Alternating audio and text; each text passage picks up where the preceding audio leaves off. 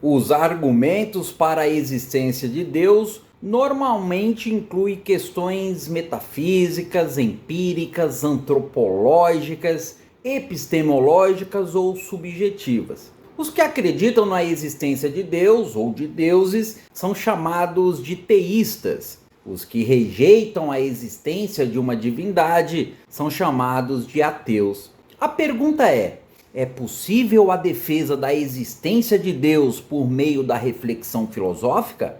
Existem argumentos ontológicos ou cosmológicos suficientes para fundamentar esta convicção? É o que veremos no vídeo de hoje, a defesa do teísmo. Vem comigo!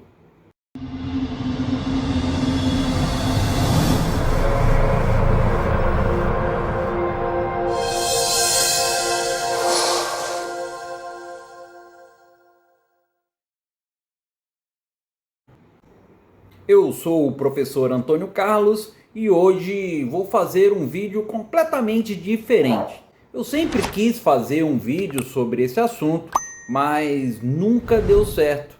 Então, esse fim de semana eu decidi gravar. E eu pensei, como eu vou começar um vídeo tentando provar a existência de Deus?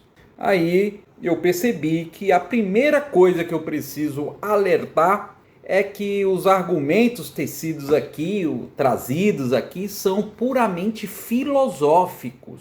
Por que é importante falar isso? Porque não é possível provar a existência de Deus pela ciência. Digo até que seria burrice fazer isso. Da mesma forma que a nossa ciência ou o nosso conhecimento humano não é suficiente para provar a existência de Deus, ele também não é suficiente para provar sua inexistência. Mas a verdade é que eu acho impossível convencer alguém sobre a existência de Deus somente através da ciência. Explico. Nós temos que entender que existem dois tipos de realidade. Existem aquelas que são autoevidenciáveis e não são testáveis pelos métodos científicos, e aquelas que são testáveis pelos métodos da ciência. O professor Rodrigo Silva, eu tenho algumas divergências teológicas com ele, mas no livro O Ceticismo da Fé, ele fala uma coisa interessante. Ele faz uma analogia entre teorema e axioma. O teorema nós conseguimos provar, ou pela linguagem da matemática ou pelo método científico. Ele é provável. Por exemplo, o teorema de Pitágoras. Em qualquer triângulo retângulo, o quadrado da hipotenusa é igual à soma dos quadrados dos catetos. O teorema eu provo. O axioma a gente enuncia, mas nós não conseguimos provar. Então ele é autoevidenciável, mas não é provável. Um exemplo é as duas retas paralelas lá de Euclides, que nunca se cruzam, elas são paralelas e nunca se cruzam até o infinito. Isso é certamente autoevidenciável, mas não é provável. Para conseguir provar que duas retas iguais não se cruzam no infinito, teríamos que ter uma régua do tamanho do infinito para medir essas retas, né? Quem consegue medir uma reta no infinito? Então, como nós podemos afirmar que o postulado de Euclides está correto? Isto é um axioma, não é um teorema, porque teoremas podem ser provados. Agora, qual a diferença filosófica entre os dois? O teorema ele pode ser provado porque ele cabe dentro do nosso escopo mental, ele cabe dentro do meu poder de verificabilidade. Mas o axioma, esses não. Esse está acima do meu calibre mental, está acima do meu poder de verificação. Por isso, ele é uma dedução lógica, ou seja, ele é autoevidente, mas não é cientificamente provado. E dentro deste raciocínio, a gente pode afirmar que se Deus pudesse ser comprovado pela ciência, ele seria um teorema. e se ele fosse um teorema, ele seria muito pequeno para ser Deus. E como ele é imensamente maior do que o próprio universo, ele jamais poderá ser evidenciável, provável, verificável pela nossa ciência. E nesse sentido, Deus é um axioma. Faz sentido acreditar nele, é lógico, é autoevidente, mas não pode ser provado. E é justamente pelo fato dele não poder ser provado pelo conhecimento humano é que faz dele Deus, é que me dá ainda mais certeza e me dá ainda mais convicção de que ele existe. Pessoal, todo mundo sabe que eu era ateu e deixei de ser. Mas antes de começar a entrar nas razões dessa mudança de paradigma, vocês sabem a diferença entre o ateu e o agnóstico? Basicamente, a diferença está nos verbos acreditar e conhecer.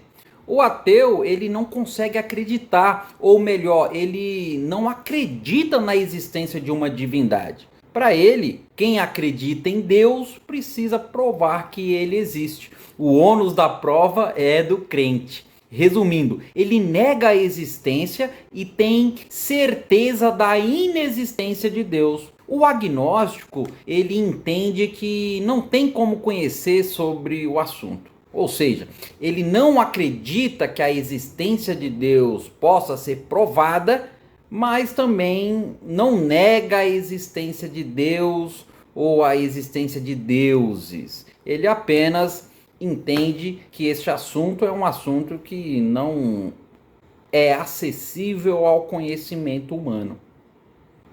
Gente, o ateísmo é uma atitude que vai se difundindo cada vez mais na sociedade.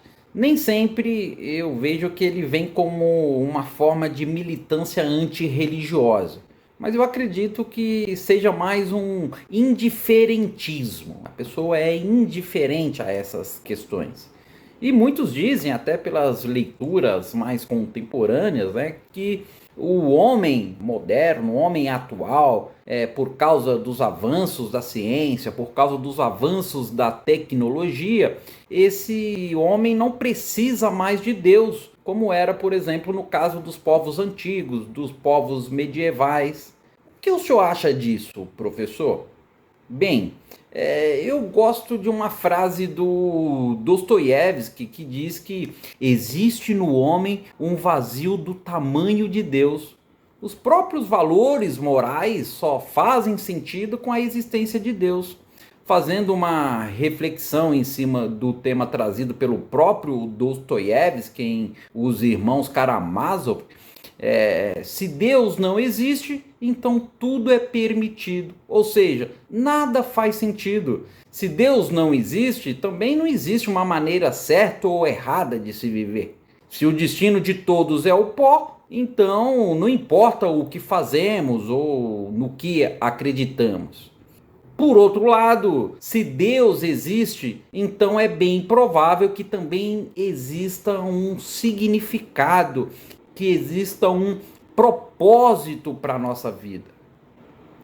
Eu sei que os ateus, eles tendem a ser céticos em relação às afirmações sobrenaturais. Eles citam principalmente a falta de evidências empíricas que provem a existência desses fenômenos sobrenaturais. Eu era ateu, então, basicamente, o que me fez mudar de ideia? E aí eu acho que é importante a gente desmistificar ou quebrar o primeiro mito sobre o ateísmo, né? Quando se pensa em um ateu, um dos erros mais comuns que a gente comete geralmente é de associar ateísmo à moralidade. Eu posso muito bem não acreditar em nenhuma divindade e ter uma conduta moral irrepreensível perante a sociedade. Como também eu posso ser um religioso fervoroso e ter uma conduta moral reprovável. Prefiro conviver com um ateu honesto e humanista do que com um religioso hipócrita. Ateísmo não tem nada a ver com moralidade. Ateísmo é a ausência de crença na existência de divindade ou na existência de divindades no plural, né? Na verdade, pessoal, o ateísmo é apenas mais um tipo de visão de mundo. Existem visões de mundo que são compatíveis ou que são concorrentes entre si. Todas as pessoas têm uma visão de mundo. O cristianismo, o islamismo, o ateísmo, tudo isso são tipos de visões de mundo, o que nós chamamos na filosofia de cosmovisão. E de todas as visões de mundo que me foram apresentadas no passado, o ateísmo era a que melhor explicava a realidade para mim. Na minha forma de interpretar o mundo, as evidências apontavam para o ateísmo, mas ao me aprofundar nas impressões, ao me aprofundar nessas evidências, eu achei que o modelo de mundo que mais explica a realidade não é o ateísmo, mas sim o teísmo e mais especificamente o cristianismo. Portanto, no meu caso, o ateísmo era puramente intelectual. Professor, o que seria o ateísmo intelectual? Seria um ateísmo com fundamentação filosófica. Por exemplo, filósofos, vamos citar aqui o Freud, por exemplo, argumentavam que a ideia de Deus, a ideia de uma crença religiosa em geral, isso são invenções humanas, invenções que nós criamos para atender várias necessidades psicológicas, várias necessidades emocionais. Acho que foi o Voltaire, que disse que se Deus não existisse, seria preciso inventá-lo. É como se nós tivéssemos uma espécie de carência intelectual, emocional, emotiva, psicológica. Projetamos, segundo essa linha de pensamento, nós projetamos uma ideia de Deus para nos ajudar a suportar a nossa própria existência significante. Tem um pessimismo aí, mas tem um quê de realidade, No pensamento marxista, por exemplo, a crença em Deus e a crença na religião em si tem funções sociais. São instrumentos de alienação que servem apenas para oprimir, para dominar a classe dominada por uma elite dominante. Considerando que essa classe dominada é dotada de ignorância, porque ela não tem acesso aos meios da produção imaterial, da cultura, da educação, enfim. O Darcy Ribeiro, vai dizer no povo brasileiro que a crise da educação não é uma crise, é um projeto de dominação. Manter o povo burro para poder escravizá-lo. Bakunin dizia isso, A ideia de Deus é a renúncia da razão, é a renúncia da justiça humana. Tanto na teoria como na prática, o que determinaria a escravização da humanidade. Mas a ideia de ateísmo é muito associada ao intelectual. É como se as pessoas mais simplórias, as pessoas mais humildes, elas tivessem maior propensão em acreditar em Deus, enquanto que as pessoas mais inteligentes, mais cultas, tendem a acreditar na ciência, nas evidências. Será que é isso mesmo, pessoal? De forma alguma, Os homens mais inteligentes que a filosofia ocidental tem conhecimento, os filósofos pré-socráticos, entre eles Tales de Mileto, Anaximandro, Anaxímenes, Heráclito, Pitágoras, Xenófanes, Parmênides, Zenão de Eleia, Demócrito, enfim, uma infinidade de pensadores aí, embora eles buscassem uma explicação racional para os fenômenos naturais, eles nunca abriram mão da existência de Deus. Pelo contrário, estudar o cosmos, eram chamados de filósofos cosmológicos, para eles estudar o cosmos era entender a mente de Deus. E foi a busca da arqué que foi o pontapé inicial para o que hoje nós conhecemos como ciência. a desvinculação da mitologia, né? Depois ainda, na Grécia Antiga, Sócrates, Platão, Aristóteles, todos eles acreditavam numa divindade. Não se pode pensar no ser humano apenas como um corpo e nem apenas como alma. Para Platão, o ser humano é a ligação indissolúvel sobre essas duas substâncias, né? Ah, professor, mas o pensamento teísta ele predominou apenas na antiguidade, no máximo até a Idade Média.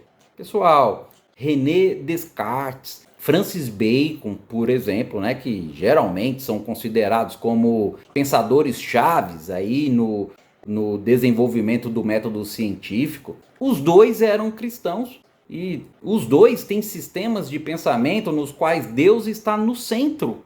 Filósofos super influentes como Kant e Hegel estão longe de ser ateus, né? Kierkegaard foi cristão, ele filosofou a partir das crenças cristãs. Bergson, por exemplo, também, que era um judeu, se aproximou do cristianismo no final da vida.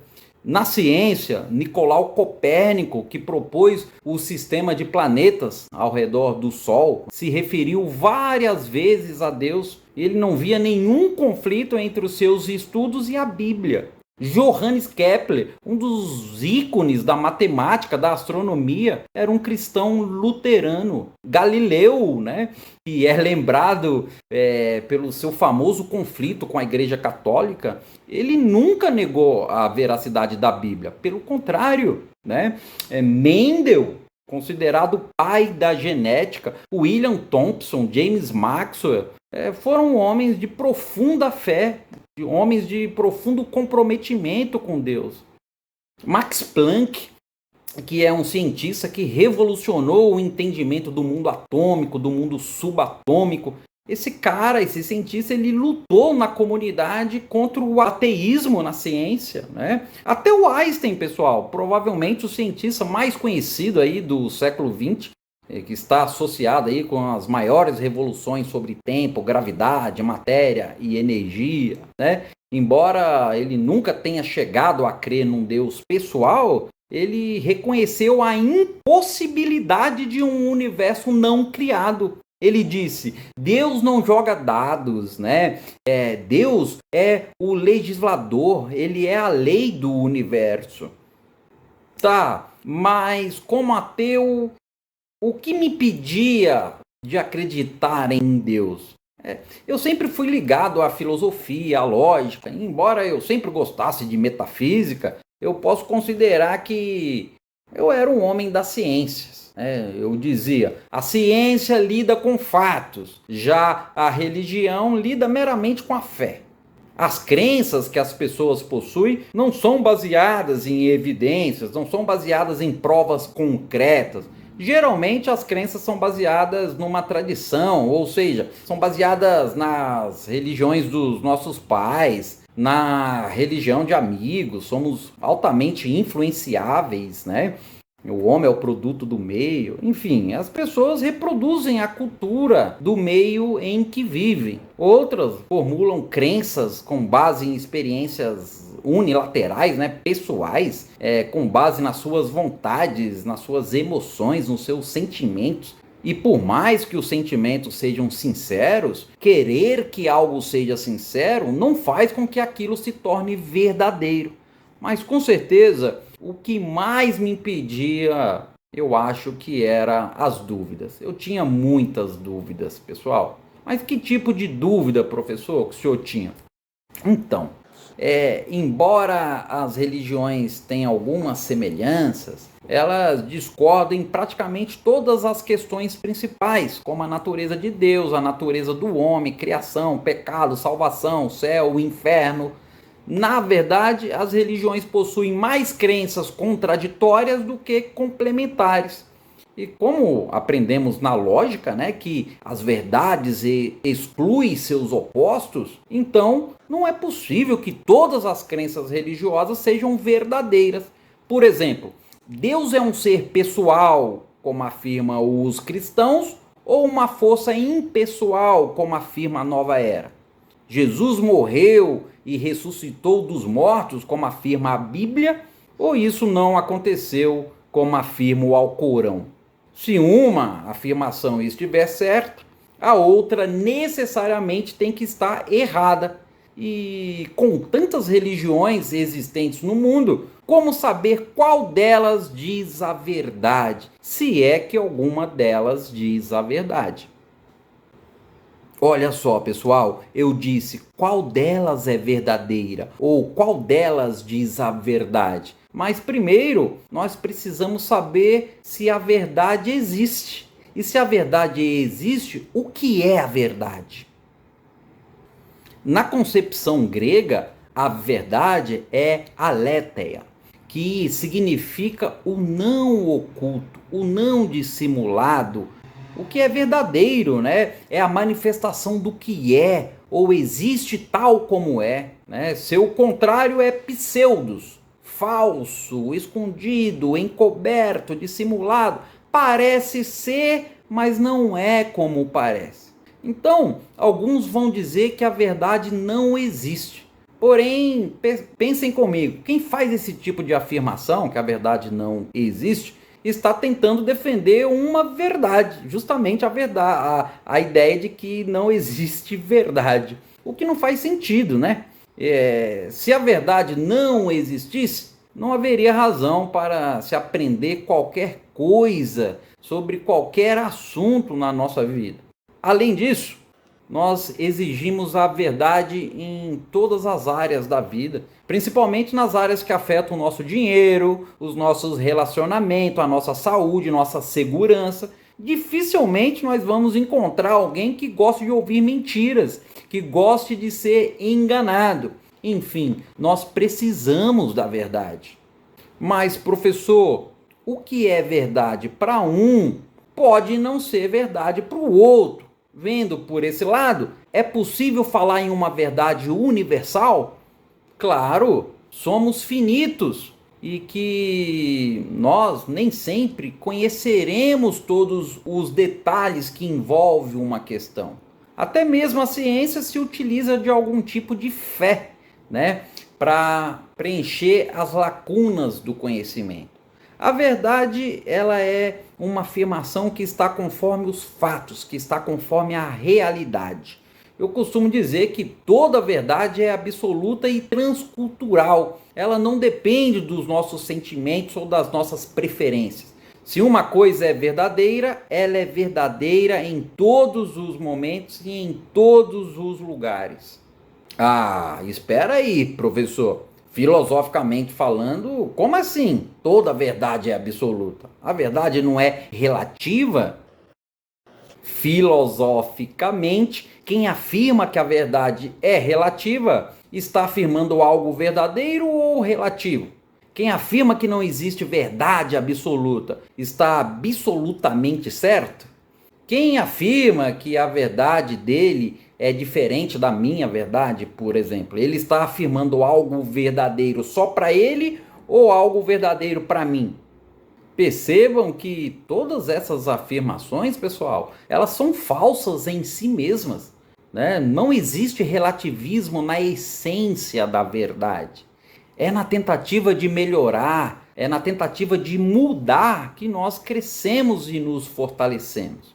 Por exemplo, existem mais evidências que apontam para a existência de Deus do que o contrário. Mas vivemos em uma era em que a verdade é menosprezada. As pessoas não acreditam na verdade absoluta. Por quê? Porque cada um constrói a sua própria versão da verdade. A versão que melhor se ajusta ao seu modo de vida particular. Mas fugir da verdade não significa que não existe uma verdade absoluta.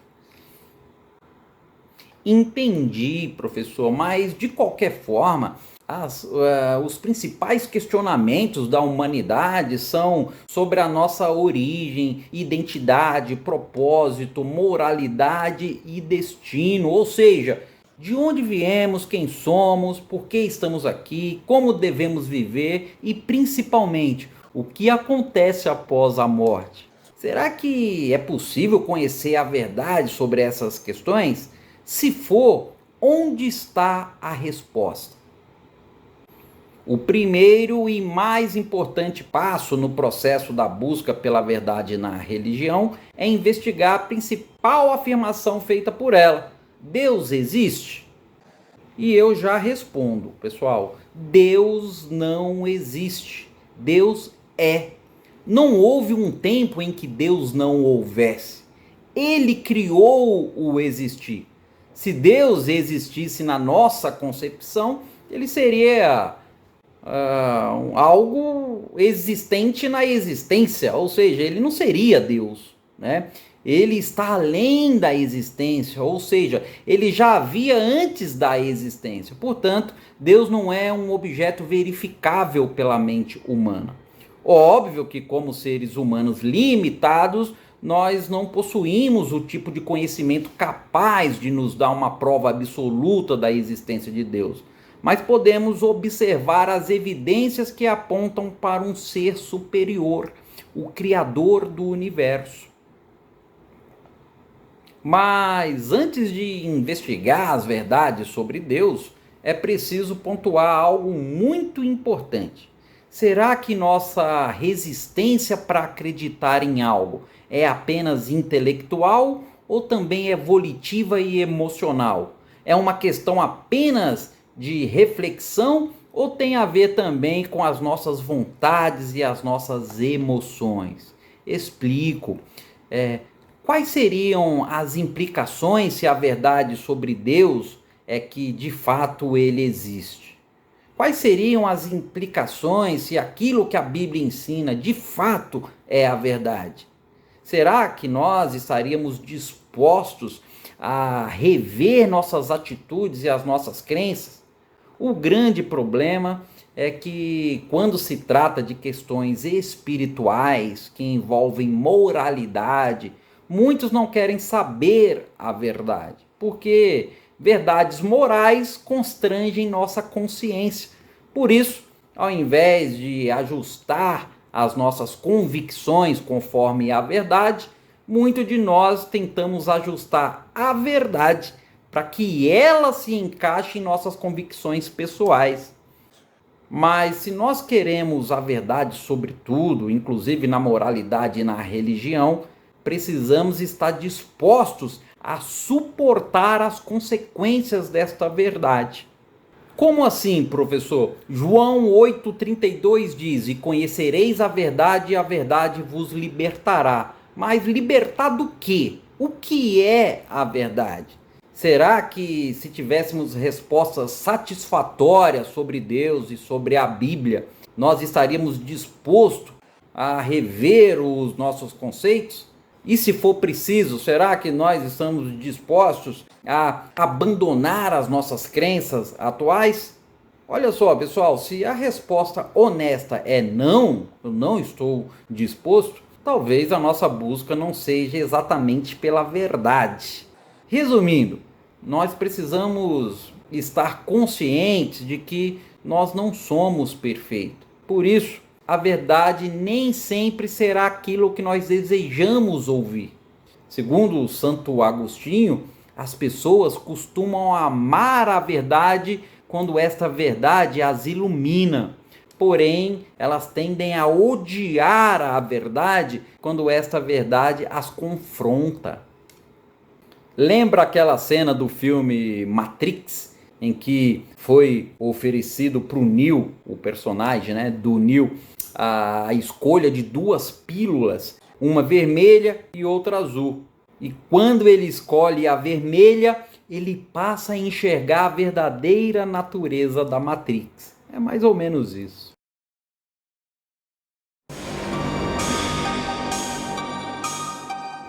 Mas sem ser pela fé, você acredita mesmo que o teísmo pode ser defendido pela razão?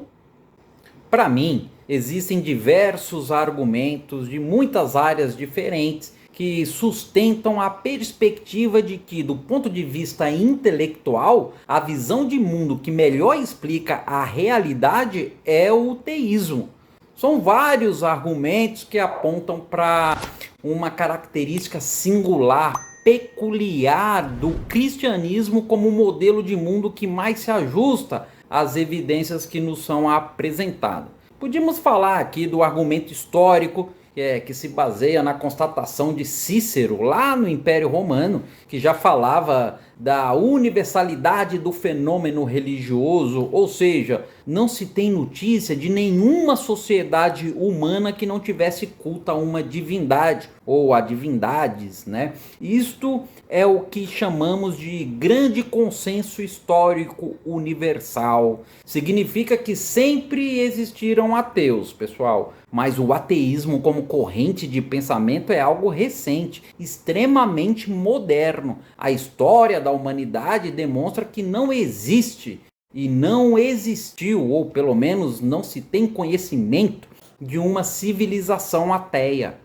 Existe o argumento da moralidade, questões cosmológicas, existe o argumento da impressionante confiabilidade das escrituras, existe o argumento das provas históricas da existência de Jesus, existem questões filosóficas, argumentos ontológicos. Acho que terei que gravar outros vídeos para nos debruçarmos em todos esses argumentos. Mas vou tentar focar aqui só nos argumentos filosóficos. Olha lá, pessoal, eu sinceramente entendo que não dá para reduzir Deus à nossa compreensão. Mesmo tentando reduzi-lo à nossa concepção, mesmo assim, ele é incompreensível. Pois se não existe Deus, por que há algo ao invés do nada? Sendo que do nada nada se faz. Eterna questão, né? Mas pensadores como Tomás de Aquino, por exemplo, acreditava que, apesar da razão humana ser limitada, apesar dela ser imperfeita, nós possuímos a capacidade de transcender o mundo físico e alcançar o que ele vai chamar de causas primeiras, a filosofia, né? Por isso, por meio da nossa razão mesmo, é possível compreender evidências fundamentais da existência de Deus. São 5 argumentos baseados apenas em conceitos filosóficos. Por isso, eu acho que eu precisaria de algumas horas para explicar, mas eu vou tentar falar resumidamente deste que eu chamo de conjunto de verdades filosóficas. O primeiro argumento é o argumento derivado do movimento. Para entender esse argumento, primeiro é preciso fazer uma pequena explicação sobre a metafísica de Aristóteles. Vamos lá. Por meio da experiência sensorial, por meio dos nossos sentidos, nós percebemos que as coisas se movem, né? O mundo está em movimento constante. Para Aristóteles, esse movimento é todo tipo de mudança sofrida pelos entes, o que ele chama de transição da potência em ato. Prestem atenção nisso. Em todo movimento, algo passou de potência para ato. O ato é a manifestação atual do ser, aquilo que já existe. A potência, posso dizer que é as possibilidades do ser, sua capacidade, aquilo que ainda não é, mas pode vir a ser. Na metafísica aristotélica, tudo é movido por uma força que efetiva a potencialidade dos seres. Então, todas as coisas, mesmo em ato, também são em potência. Olha só, uma árvore e também é uma folha de papel, ou uma cadeira, ou uma mesa em potência. Por exemplo, a potência da semente para ser árvore foi atualizada e algum tempo depois ela se tornou de fato uma árvore. Um papel em branco que possui a potencialidade de ser rabiscado, quando esse papel é rabiscado, ele se torna num papel rabiscado em ato. Da mesma forma, um copo de vidro, ele tem a potencialidade de ser quebrado. E quando alguém quebra esse copo, ele se torna um copo de vidro quebrado em ato. Ou seja, uma possibilidade que se concretizou. A causa do movimento, a passagem da potência em ato, é chamada motor. Acontece que nada pode mover a si mesmo. No exemplo do papel, ele não pode se rabiscar sozinho. Assim como o copo também, ele não pode se quebrar por conta própria. É necessário algo externo para concretizar essas potencialidades, essas possibilidades. Nada diferente do que mais tarde vai virar uma lei da física: força igual a massa vezes aceleração. O princípio fundamental da dinâmica, apresentado aí nas leis de Newton.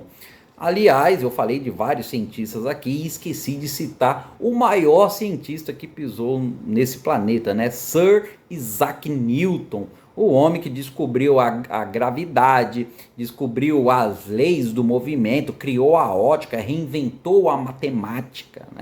Ele era cristão e manifestava uma fé fervorosa na Bíblia, uma fé fervorosa em Jesus.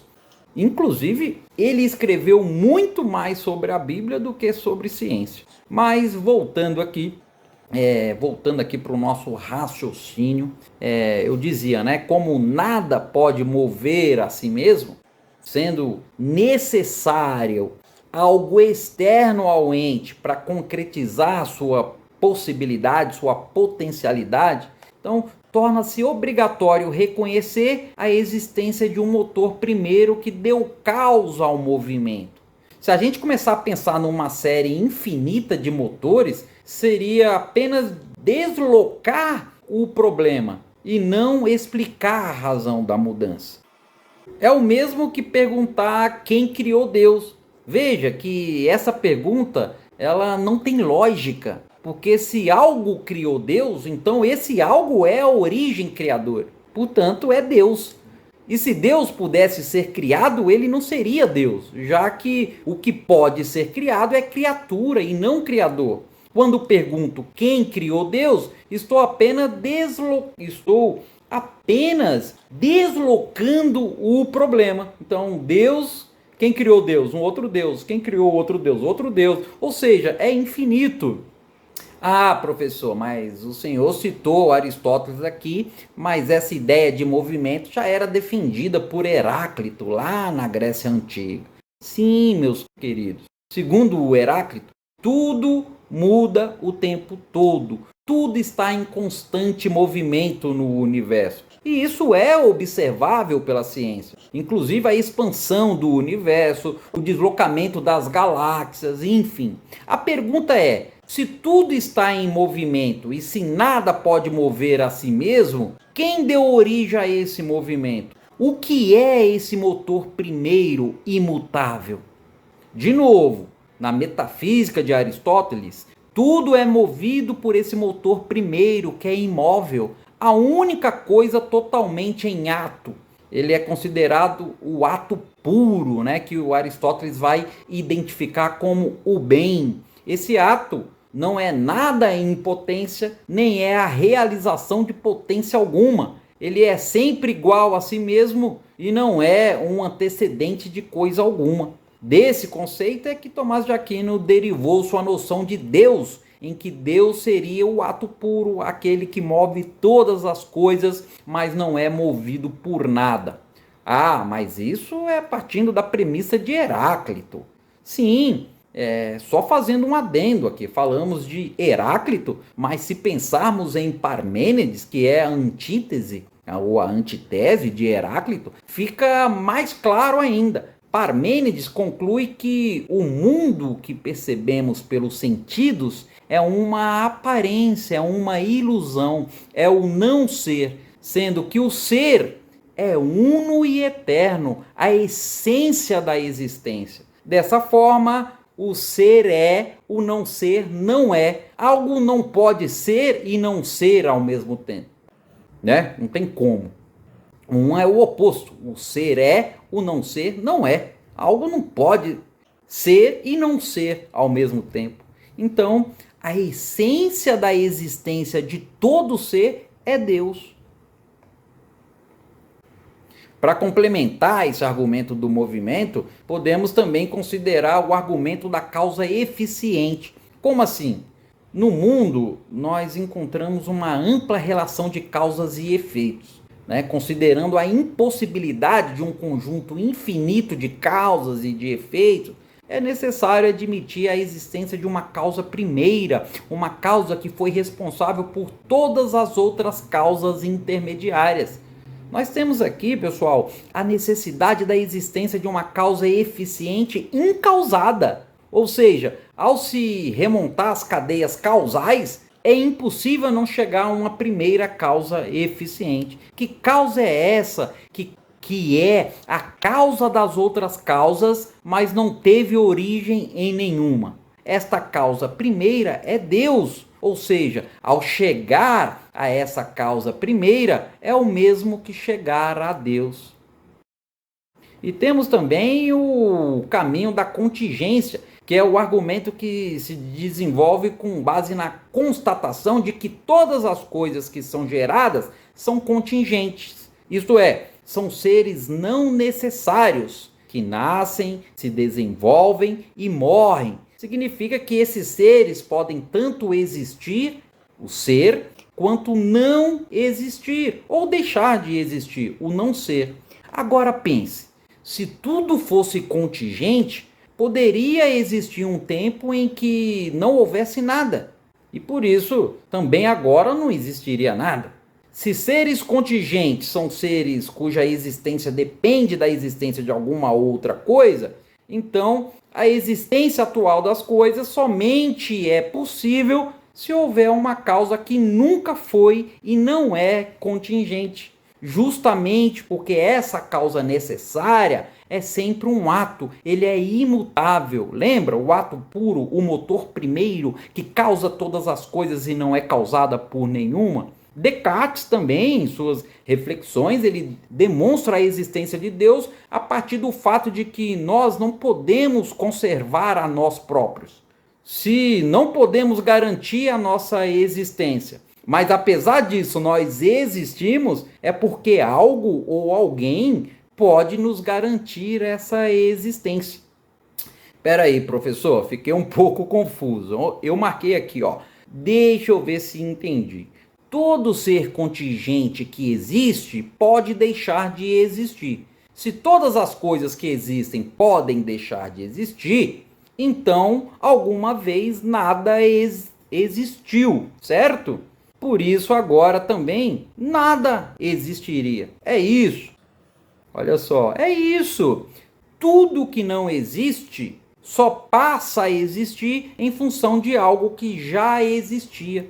Vamos lá. Pessoal, qualquer pessoa que esteja sinceramente buscando a verdade jamais questionará essas duas premissas. Primeiro, a de que nada vem do nada. E segundo, de que tudo que veio a existir possui uma causa. Perfeito, perfeito. Então, eu falei do argumento do movimento, do argumento da causa eficiente e do argumento da contingência. Agora eu vou falar do quarto argumento, o do caminho dos graus de perfeição.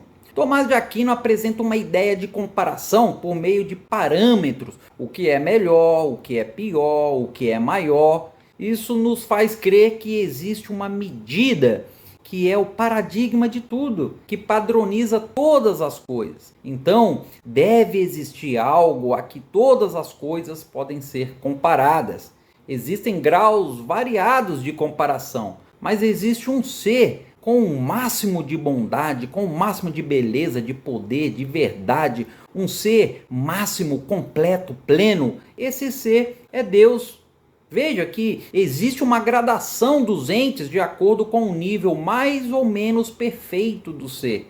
Um ente que tem mais perfeição será mais uno, mais belo, mais verdadeiro, bom. E nós temos a intuição, né, de que a medida de todas as coisas que buscamos pela comparação, esse padrão estabelecido, não está no homem. O homem só o percebe. Possuir mais ou menos perfeição não deriva da nossa essência. Pelo contrário, ela está fora de nós, externo a nós. Se a perfeição fosse da nossa própria essência, nós seríamos plenos, absolutos, perfeitos, né? Por outro lado, os entes que não são dotados de ser de uma forma absoluta, eles devem ser partícipe de algo absoluto. O ser absoluto, que é a fonte de tudo que existe, é Deus. Tomás de Aquino vai dizer que Deus é o ser perfeitíssimo. Este ser deve transcender a ordem dos entes naturais, porque ele é a fonte de todas as perfeições. As perfeições encontradas nos seres naturais estão neste ser em grau máximo. Ele é a própria bondade, a própria verdade, a própria santidade, enfim. Os entes e suas perfeições finitas apenas participam da sua suma e plena perfeição. Para finalizar, temos o caminho do finalismo, o argumento teleológico, que é baseado na ordem do universo, tanto a ordem encontrada em cada ser particular, por exemplo, a natureza altamente complexa dos animais, das plantas, dos minerais, quanto na ordem universal, nas leis cósmicas. É evidente que as coisas da natureza, elas não podem caminhar para um fim conscientemente, porque as coisas da natureza não têm inteligência, não têm vontade própria. Mas mesmo assim, quando a gente olha para a natureza, nós observamos que os seres agem sempre da mesma maneira. Eles agem de acordo com uma finalidade específica. Seres que agem guiados por uma força natural. O nosso corpo, por exemplo, ele é constituído por um conjunto de sistemas orgânicos, sistema respiratório, digestivo, nervoso. E esses sistemas, eles atuam em conjunto, eles atuam em harmonia para conservar a vida que existe em nós, para conservar a vida humana. Ora, pessoal, aquilo que carece de inteligência não pode tender a um fim, senão por efeito de um ser inteligente. Então, deve existir um ser inteligente que ordena todos esses corpos naturais que compõem a harmoniosa ordem do universo. Este ser inteligente que ordena estes seres naturais é Deus. Acho que foi Copérnico, né, que disse que eu não me sinto obrigado a acreditar que o mesmo Deus que me dotou de bom senso, que me dotou de razão, de intelecto, é o mesmo Deus que quer que eu abra mão do seu uso. Estes argumentos filosóficos aqui apontam para uma causa primeira para o universo, uma causa sem causa. Eles apontam para a existência de um ser incondicionado e supremo. Ou seja, esses argumentos apontam para Deus. Uma coisa tem sido usada como argumento para a inexistência, ou pelo menos para a contradição da existência de Deus, que é o paradoxo de Epicuro. Esse paradoxo vai falar mais ou menos sobre a existência do mal no mundo. Será que Deus quis impedir a existência do mal no mundo? Se ele quis e não pôde, então ele não é onipotente, não pode todas as coisas. Mas se ele pôde e não impediu, então ele não é tão bom como dizem. Digo até que ele seria um ser malévolo, né? Afinal, por que ele permite o mal no mundo? E aí eu vou citar mais uma vez Santo Agostinho. Ele diz: Deus é soberanamente bom. Então, ele não permitiria de jeito algum a existência de qualquer mal em suas obras. Se ele não fosse poderoso e bom, ele não poderia fazer o bem a partir do próprio mal. Ou seja, a infinita bondade de Deus permite o mal para dele tirar o bem. O mal, o infortúnio, ele decorre do fato das criaturas serem limitadas, delas serem imperfeitas. Mesmo assim, Deus pode tirar um bem maior, como os aprendizados, né, que geram novas virtudes, novos méritos por conta da superação das adversidades. Apesar do mal ser uma consequência do livre-arbítrio do homem, Deus usa o próprio mal para ensinar aos homens os seus limites, para corrigir, para moldar a sua criatura.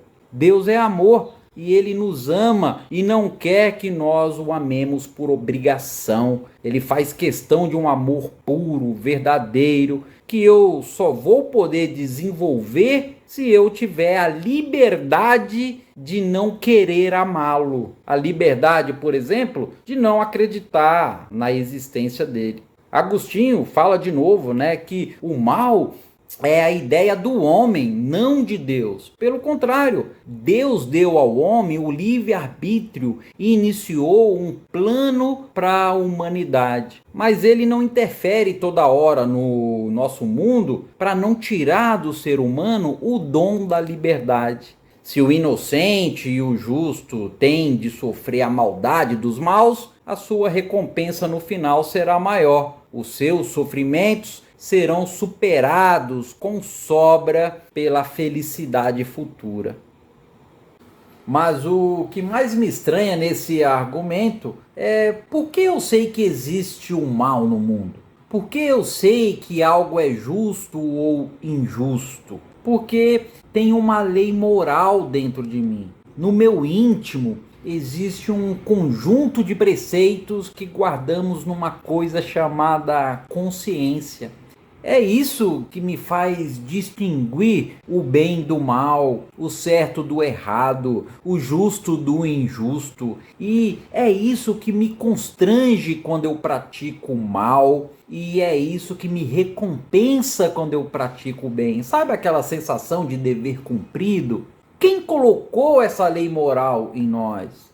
Quando você me fala sobre a maldade no mundo, sobre as injustiças, eu apenas confirmo que todas as mazelas são consequências das ações dos seres humanos, dos próprios homens. E pelo simples fato de eu poder distinguir o bem do mal, do justo e do injusto, isso só me confirma a existência de uma lei moral superior que serve de parâmetro para a minha consciência. Por exemplo, ninguém nunca conseguirá fazer com que o estupro, a tortura e o assassinato de uma criança seja algo bom. Por quê? Porque essa lei é imutável, essa lei é irrevogável.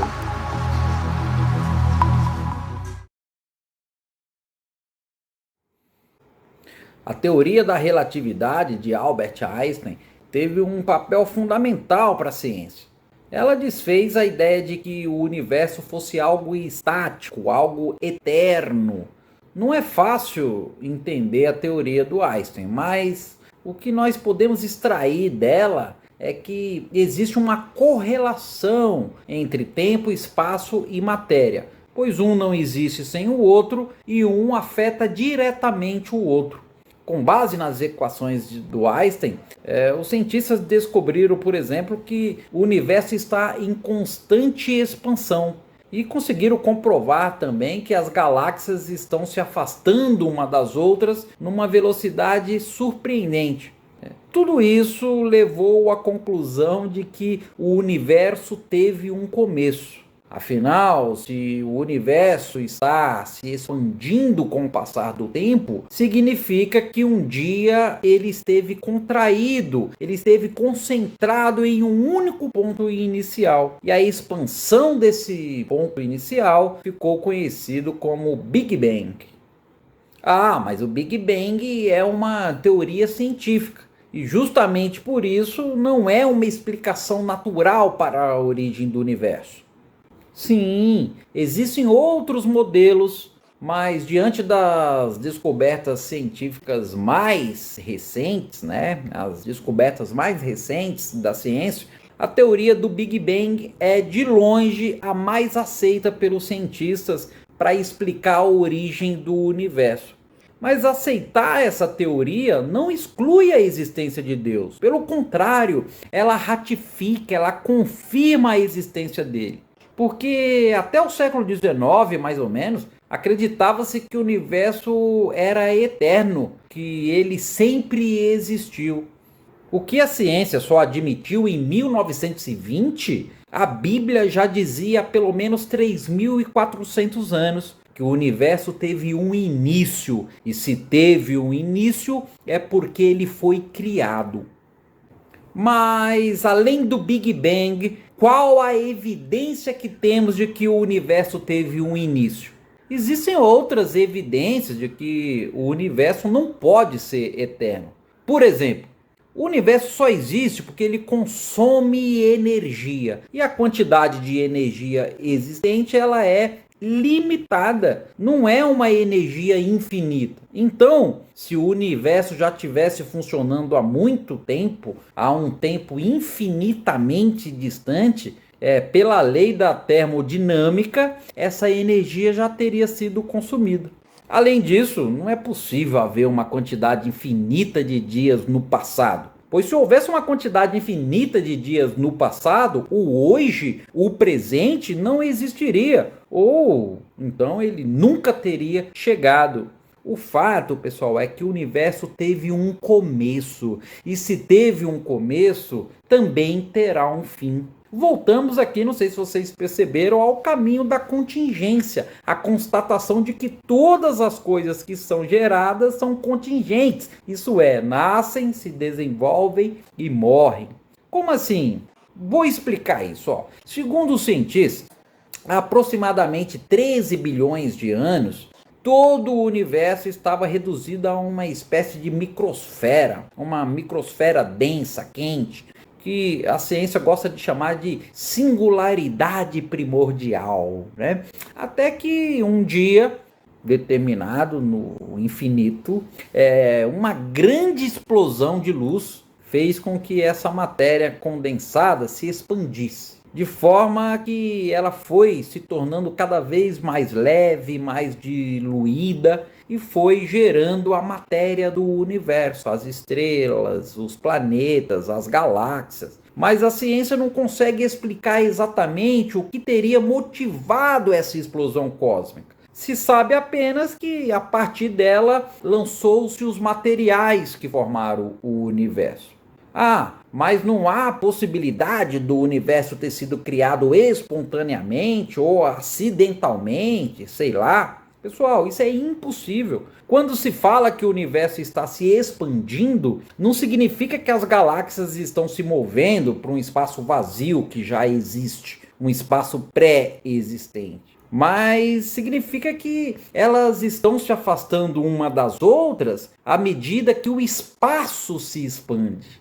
O mesmo entendimento se aplica ao Big Bang, ou seja, não se trata da explosão de uma esfera superdensa de matéria em um ponto específico do universo, mas sim o surgimento do próprio universo. O próprio universo que se expandiu a partir do nada. E o nada não é um espaço vazio, nada é nada. Então, o Big Bang é necessariamente a origem da matéria, do espaço e do tempo. Isso acaba, inclusive, com aquela questão infantil também, né? De perguntar o que Deus fazia antes do Big Bang. Santo Agostinho, lá no século IV, já acentuava a eternidade e a imutabilidade de Deus diante do mundo criado, dizendo que antes da criação não existia o tempo, o que de certa forma também concordou recentemente o físico, o Stephen Hawking, no livro Uma Breve História do Tempo, considerando que o tempo só passou a existir após o Big Bang. Então, é consenso entre a ciência e a teologia que o universo teve um início. Ok, mas onde entra Deus nessa história? Pessoal, eu tenho duas premissas e uma conclusão. Se tudo que existe a partir de algo, se toda consequência existe uma causa, e se o Big Bang deu origem ao tempo, ao espaço e à matéria, logo, a causa do Big Bang necessariamente precisa estar fora do tempo, fora do espaço e fora da matéria. Ou seja, pela lógica, O mais provável é que o universo foi causado por algo externo ao tempo, ao espaço e à matéria.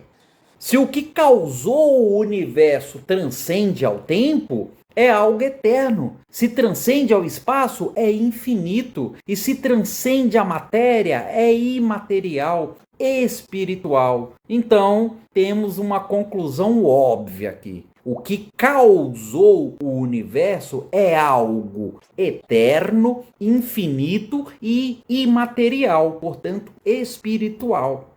Ah, professor, mas quem garante que esse algo é Deus? Então, existe apenas duas possibilidades para que qualquer coisa exista. Ou essa coisa sempre existiu e, portanto, não possui uma causa, ou ela teve um início e foi causada por alguma outra coisa. Nós vimos aqui hoje que qualquer pessoa que esteja buscando sinceramente a verdade jamais vai questionar essas duas premissas, né? A de que nada vem do nada e a de que tudo que veio a existir possui uma causa. Esse é o princípio fundamental da ciência. Então, se o universo teve um começo, significa que teve uma causa. Veja que a teoria do Big Bang não exclui a possibilidade da existência de Deus. Pelo contrário, ela só coloca a existência de Deus como a única possibilidade plausível para a origem do universo. Ela não só coloca Deus como a única possibilidade plausível, como também aponta para o Deus da Bíblia, um Deus bíblico. E por que é o Deus da Bíblia e não outro? Porque além de eterno, infinito e espiritual, como vimos aqui, existem diversas outras conclusões óbvias, mas que por uma questão de tempo eu vou citar apenas mais 4. A primeira é que se trata de um Deus único. Afinal, somente um Deus único pode ser infinito. Se houvessem outros deuses, nenhum deles seria infinito, porque um terminaria onde começasse o outro. Como Deus é infinito, não pode existir nada fora dele. A segunda é: se Deus causou um universo gigantesco, imenso, do nada, significa que ele é imensamente poderoso. A terceira é que, pelo fato de ter planejado e criado o universo com essa precisão incrível, trata-se de um ser extremamente inteligente. E por fim, se um Deus eterno, que existe fora do tempo, criou algo em um determinado tempo atrás, significa que ele decidiu fazer isso, ou seja, trata-se de um ser pessoal, um Deus inteligente que expressa a sua vontade. A Bíblia revela um Deus único. Em Isaías 43:10, ele diz: "Antes de mim nenhum Deus se formou, nem haverá algum depois de mim. E eu mesmo sou o Senhor, e além de mim não há Salvador algum." A Bíblia também nos revela um Deus onipotente. Em Apocalipse 1:8 ele diz: "Eu sou o Alfa, o Ômega, o princípio e o fim, diz o Senhor, que é, que era e que há de vir, o Todo-Poderoso." A Bíblia também nos revela um Deus de sabedoria infinita. O Senhor é o Deus eterno, o Criador de toda a terra. Ele não se cansa nem se fadiga, sua sabedoria é insondável. A Bíblia nos revela um Deus pessoal, que possui intelecto, emoções, que possui vontade. Ou seja, ele não é uma força. Deus não é uma energia, uma inteligência ou uma emanação da natureza. Ele é uma personalidade. William Herschel, o astrônomo que descobriu o planeta Urano em 1781, ele afirmou que todas as descobertas humanas parecem ter um propósito único de confirmar mais fortemente as verdades contidas nas Sagradas Escrituras. Como que você lida com a questão do evolucionismo e do criacionismo? Olha lá, pessoal, segundo o evolucionismo, o mundo atual e tudo que nele existe derivou de uma explosão cósmica. Nós vimos aqui o Big Bang. que não se sabe ao certo como, quando e onde isso ocorreu, mas que dessa explosão teria se originado o primeiro ser vivo, do qual todos descenderam. Acredita-se que este primeiro ser unicelular passou por processos macroevolutivos e mudou de espécie para espécie de forma sucessiva. Já o criacionismo parte da premissa de que houve um Criador, um ser inteligente, eterno e supremo que criou todas as coisas. Esse Deus criou criaturas com capacidade de evoluir. Todas as criaturas podem passar por um processo de adaptação e de microevolução, mas dentro da própria espécie, não de uma espécie para outra. Ah, professor, mas isso é uma suposição. Não há evidências materiais sobre essa hipótese. Acredito que tenha sim. Como dissemos lá no começo, existem mais evidências que apontam para a existência de Deus do que o contrário. Por exemplo, até o século XIX, a ciência acreditava que a vida podia surgir de uma matéria inanimada, ou seja, poderia surgir de elementos químicos, por exemplo. Mas em 1800 e pouco, através de experimentos, Louis Pasteur conseguiu demonstrar a impossibilidade da geração espontânea. Quer dizer, ele demonstrou que seres vivos provêm apenas de outros seres vivos através da reprodução. Essa é a lei dos processos naturais, a chamada lei da biogênese, que deixa claro que a vida somente provém da vida. Apesar de ser uma verdade científica reconhecida, é difícil encaixar a lei da biogênese no modelo evolucionista. Como a ciência consegue provar a origem da vida? Me diz, como pode ter surgido a vida de onde não tinha vida?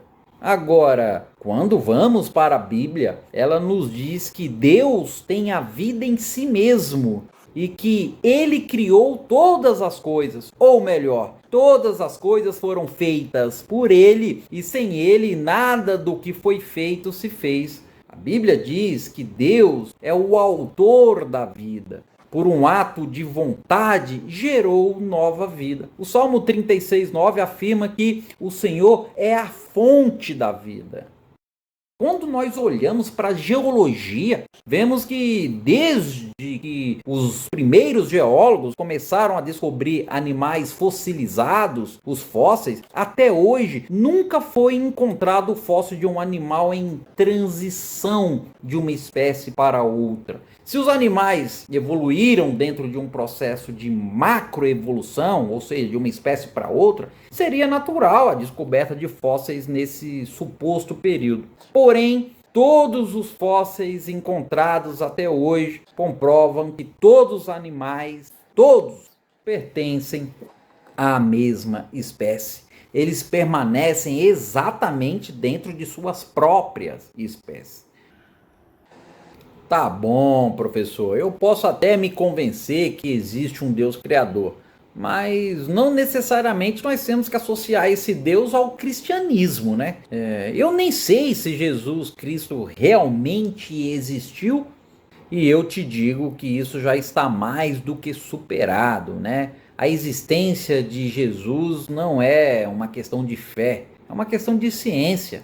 Isso é consenso entre a imensa maioria dos historiadores. Nós temos mais provas históricas, arqueológicas da existência de Jesus do que da existência de Pitágoras, de Sócrates, de Platão, de Alexandre o Grande, né? Por exemplo, a biografia mais antiga de Alexandre que chegou até nós, ela data de mais ou menos 300 anos depois da morte dele. E a cópia mais antiga dessa biografia data de mais de 1000 anos da morte dele. A biografia mais antiga de Jesus foi escrita por volta do ano 70 da era cristã, né? Ou seja, poucas décadas depois de sua morte. E fora da Bíblia, nós temos vários autores pagãos que testemunharam a existência do Nazareno, chamado Jesus, e de que ele foi o originador de um grupo de pessoas chamadas de cristãos. Podia citar aqui o Tácito, Suetônio, Plínio, o Jovem, mas por uma questão de tempo aqui vou pegar apenas o exemplo do Flávio Joséfo. Pessoal, Flávio Joséfo é um historiador judeu do século I, do século I. Ele não era cristão e escreveu que houve um homem chamado Yeshua, Jesus, né, que foi crucificado, morto por Pôncio Pilatos e, segundo os seus discípulos, ele ressuscitou ao terceiro dia e apareceu a muitos. Veja que Flávio Joséfo era um historiador judeu, ele nunca se converteu ao cristianismo e ele dava este testemunho de que a ressurreição era algo testemunhável. Esse texto é tão importante que alguns críticos podem dizer: foi algum copista cristão que adaptou esse texto depois. Mas veja que todas as cópias de Joséfo que nós temos, inclusive uma tradução feita para o árabe por um muçulmano, contém esse texto autêntico, original. Mas professor, eu não duvido da autenticidade do texto. O meu problema é que eu duvido, em alguns casos, do testemunho em si, né? Então o cara diz lá: eu vi, eu estive lá, está escrito direitinho lá no texto. Mas quem garante que o testemunho dele é verdadeiro? Temos um problema aqui sim, né? Porque na Idade Média se apresentaram muitas lendas. E, infelizmente, as pessoas acabam misturando lenda com a Bíblia. Mas uma coisa interessante sobre o testemunho é que quando a pessoa dá um testemunho falso ou um testemunho vendido, em geral ela precisa ganhar alguma coisa em troca, né? E o que os apóstolos ganharam com esse testemunho? A tradição diz que Pedro morreu crucificado de cabeça para baixo. Paulo foi degolado. Quanto tempo demoraria para se sustentar uma mentira? Os mártires da igreja não ganharam nada com isso. Apenas morte, apenas perseguição. Então, das duas, uma. Ou aquele pessoal era muito louco, ou eles eram burros, né, demais, ou então eles ficaram tão extasiados com aquilo que preferiram morrer do que negar o testemunho que viram. Se fosse uma mentira, eu tenho para mim que eles teriam caído fora, né? E por que eles ficaram com Jesus até o fim? Tirando Judas, que o traiu, né? Todos enfrentaram o reino, saíram por aí testemunhando. E mesmo com a modernidade, com as perseguições, com as tentativas intelectuais, 2000 anos depois de que tudo se passou, ninguém conseguiu apagar essa história. Quantos imperadores, quantos reis, monarcas, príncipes, políticos, filósofos passaram por essa terra e fez sucesso e ninguém nem lembra mais, evaporou? E por que essa história é tão viva, né? Eu acredito muito que a Bíblia é a revelação e ela traz muitos atributos de Deus. Eu falei aqui de alguns, os mais simples, mas Deus, ele tem vários atributos que ele mesmo revela para nós através das Escrituras. Por exemplo, a unicidade. Deus é indivisível, tanto em ato como em potência. Tem a unicidade, ele é único, não pode haver mais de um. Nós vimos aqui que a onipotência de um comprometeria a existência do outro. Deus é a suprema perfeição. Perfeito é aquilo que está totalmente feito. Tomás de Aquino estava certo. Todas as perfeições das criaturas são efeitos. Elas se encontram em Deus num grau máximo, porque Ele é a causa. Deus é a beleza suprema, é a suprema harmonia de todas as perfeições criadas. E o seu conhecimento é a máxima felicidade possível. Outra característica de Deus é a imensidade. Ele não está sujeito ao espaço, pode estar em todos os lugares ao mesmo tempo. É o que chamamos de onipresença. A santidade, ele é infinitamente santo e belo, a fonte de todas as belezas e santidade. Ele é misericordioso. Deus é todo misericórdia. Ele perdoa tantas vezes quanto nos arrependemos, né? A transcendência, poderia colocar aqui como um outro atributo, não se confunde com o mundo. Ele está no mundo, mas também está fora do mundo, ou seja, ele está acima da realidade material, ele está num plano espiritual. Tudo isso está na Bíblia, sim. Esses e muitos outros atributos de Deus são revelados aos homens através das sagradas escrituras. Professor, não adianta mesmo, você realmente acredita que esse Deus descrito na Bíblia é o Deus que criou o universo? Sim, como eu disse antes, eu acredito que o mundo exige uma causa em si. Não há efeito sem causa. Todo ser que começa a existir tem uma causa. Assim como a existência de um edifício pressupõe a existência de um arquiteto, um relógio pressupõe a existência de um relojoeiro inteligente que fez. A existência de um quadro pressupõe a existência de um artista, um pintor. Por que o universo, que tem um grau de complexidade superior a qualquer obra humana já conhecida, porque só ele apareceu sem uma mente inteligente que tenha lhe dado a existência? Tem um livro interessante que eu li há pouco tempo, acho que é do Norman Geisler, e se chama Não Tenho Fé Suficiente para Ser Ateu. Porque, na verdade, pessoal, é preciso muita fé para acreditar no acaso, num acidente cósmico. Acreditar que nada disso tem um propósito, que a nossa vida existe sem qualquer propósito. Obviamente, nós não podemos explicar ou adaptar a Deus à luz das evidências científicas, já disse isso. Mas nós podemos demonstrar com essas evidências que essas evidências testificam a forma como o próprio Deus se revelou para nós através da Bíblia, como está lá. Depois vocês leem aí Deuteronômio 29. Outra coisa, o autor aos Hebreus escreveu que pela fé nós entendemos que o mundo foi formado pela palavra de Deus, de maneira que o visível veio a existir das coisas que não vemos. Independentemente de respaldos científicos, a minha aceitação do criacionismo não vem da ciência, mas da crença de que a Bíblia é a palavra de Deus e contém a verdade. A primeira linha da Bíblia diz: Bereshit borá Elohim. No princípio, criou Deus os céus e a terra.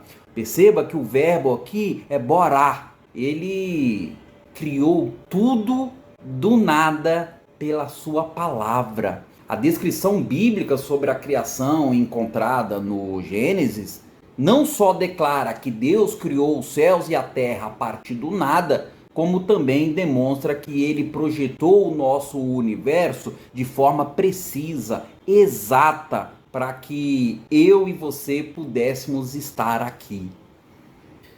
Você já parou para pensar nas condições básicas para a existência da vida no nosso planeta? Que não é só a presença de água no estado líquido, mas o carbono, o oxigênio, o hidrogênio, o nitrogênio, sem falar do cálcio, fósforo, enxofre, sódio, potássio, cloro, as condições de temperatura, relevo, altitude, pressão atmosférica, o pH do planeta, né? Quer dizer, o nível de concentração de íons de hidrogênio, e muitas outras variáveis que também precisariam estar afinadíssimas dentro de um limite, dentro de limites exatos para permitir a nossa vida. Como eu disse, eu sou muito cético, né? Sou cético demais para acreditar que tudo veio do acaso. Veja, todos esses fatores, todas essas variáveis estão milimetricamente ajustadas para que a vida seja possível, para que eu e você estivéssemos aqui hoje. Por isso, eu creio que nós só existimos porque Deus existe. Com base na nossa razão, é possível conhecermos alguns atributos de Deus. É a revelação natural. Mas o fundamento da fé não está na revelação natural, e sim na revelação especial, na revelação bíblica. Ou seja, apesar da natureza revelar a existência de um Criador, Nós cremos que Deus é esse Criador porque a Bíblia diz que Ele é. Mas isso é tema para outro vídeo. Se vocês quiserem, podemos marcar outro encontro só para falarmos da incrível confiabilidade das Escrituras. Deixem aqui seus comentários, deixa o seu joinha, se inscreva no nosso canal se você ainda não é inscrito e se você gostou, compartilhe esse vídeo. Vamos refletir mais sobre esse assunto. Um abraço carinhoso, Deus os abençoe e até o próximo vídeo.